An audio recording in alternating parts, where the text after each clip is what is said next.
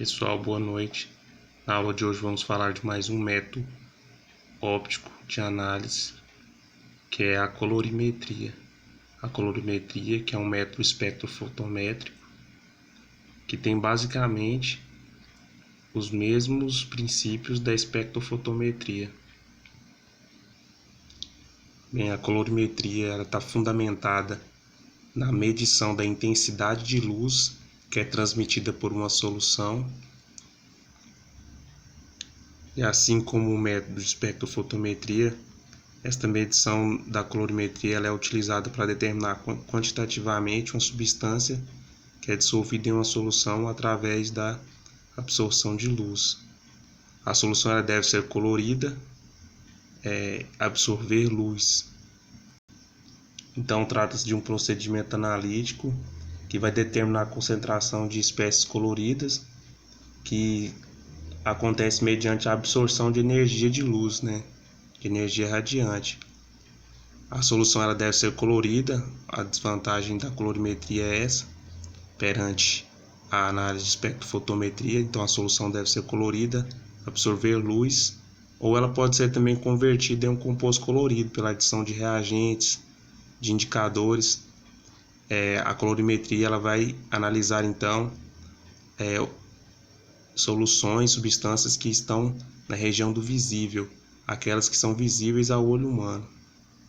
A região do visível ela está localizada a 380 nanômetros até 760 nanômetros ao olho humano, no comprimento de onda. Então a cor a nível físico. No nível físico, a cor ela é definida pela distribuição espectral da radiação emitida, refletida ou transmitida.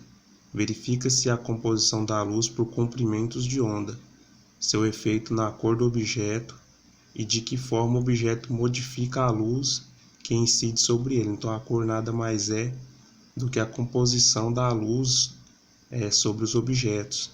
Então se não há luz, não há cor. Podemos dizer assim. Então ao nível físico ela é definida pela distribuição espectral da radiação, da luz emitida, refletida ou transmitida sobre determinados objetos. O método colorimétrico para análise quantitativa, ele se baseia na comparação da cor produzida por uma reação química com a cor padrão. Então, dentro de um gama de cores padrões que são determinadas, podemos analisar quantitativamente diante dos comprimentos de onda através das cores produzidas. De acordo com a intensidade da cor produzida, infere-se a concentração de determinado analito, que é a substância que queremos analisar. Então, de acordo com a coloração da substância, é possível fazer a análise através da sua cor, mediante a colorimetria. Um fator importante na análise colorimétrica é o manuseio da cubeta, que temos à direita a imagem do colorímetro de bancada, temos aí duas cubetas com soluções coloridas.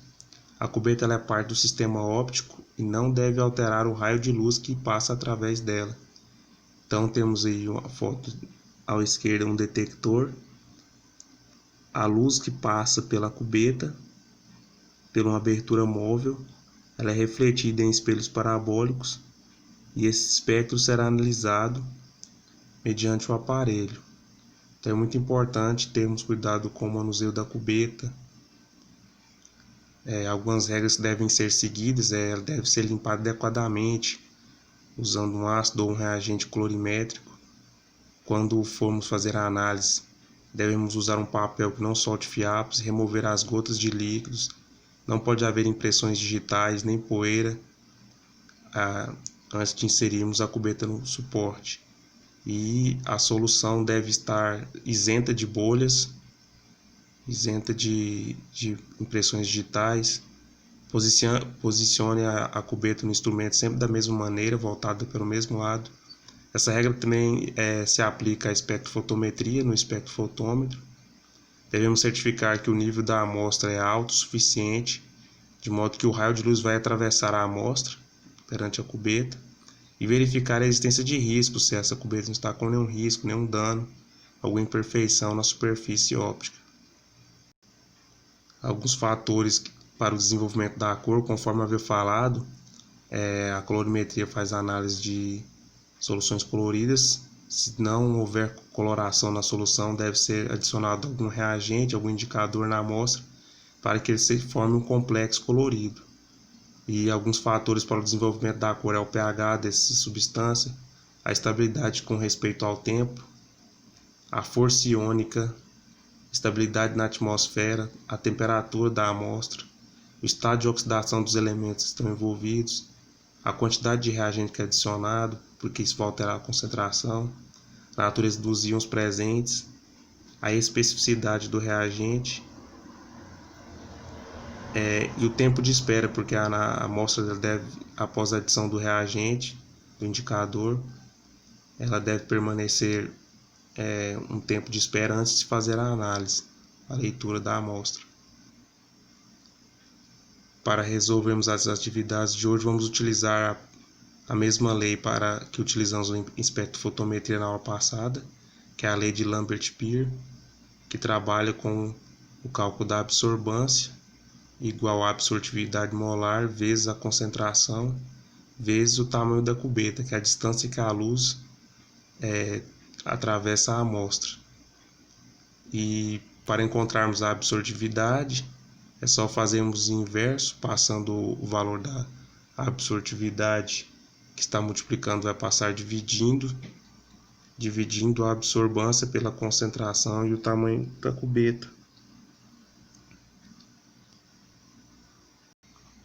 E para encontrarmos a concentração, fazemos o mesmo, colocando a concentração que está multiplicando. Ela passa então dividindo a absorbância pela cubeta vezes a absortividade molar.